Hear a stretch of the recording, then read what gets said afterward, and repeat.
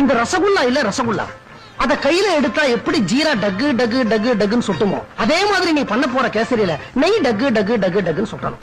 அப்புறம் இந்த பாசில கால வச்சா எப்படி கைன்னு வழுக்குமோ அதே மாதிரி அந்த கேசரிய வாயில வச்சா கைன்னு வழுக்கிட்டு போய் குடல்ல தான் விழணும். யார் குடல்ல? கண்ணம்மா, நான் என் பொண்டாட்டி கிட்ட பேசிக்கிட்டு இருக்கேன், நடுவுல நீ தலையிடாத. உங்க பொண்டாட்டி ஆகிறதுக்கு முன்னாடி இருந்தே நான் இந்த வீட்டுல வேலைக்கு சேர்ந்துட்டேன். உடம்பு பூரா சக்கர வியாதி, ஈ மொச்சுக்கிட்டு இருக்கு. இந்த லட்சணத்துல கேசரியில ஐயாவுக்கு நெய் டக்கு டக்குன்னு சொட்டணும். கண்ணம்மா, நீ சும்மா இருக்க மாட்ட.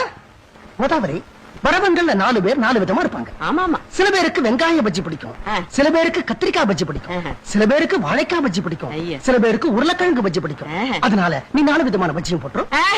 இந்த பலகாரம் எல்லாம் வர்றவங்களுக்காக செய்ய சொல்லல, நாக்க தொங்க போட்டுக்கிட்டு நீங்க திங்கறதுக்காக செய்ய சொல்றீங்க. உடம்புல ஊசி எடுத்து குத்துனா காத்தா வெளியில போகும். அவ்வளவு வாய்வு வாழைக்காய் பஜ்ஜி உருளைக்கிழங்கு பஜ்ஜி உடம்புக்கு ஒத்துக்குமா? கண்ணம்மா, இதெல்லாம் வாய் இருக்க முடியாம தின்னப்பட வேண்டியது. அப்புறமா திடீர்னு எந்திரிச்சு உட்கார்ந்துகிட்டு கோதாவரி கோதாவரி என் வயித்துக்குள்ள யாரோ ஆட்டோ ரிக்ஷா ஓட்டுற மாதிரி இருக்குன்னு அலற வேண்டியது. நான் கோதாவரி கோதாவரின்னு தான் சொல்லுவேன். கண்ணம்மா கண்ணம்மான்னு உன் பேரை சொல்ல மாட்டேன் இல்லையா? கோதாவரி கோதாவரி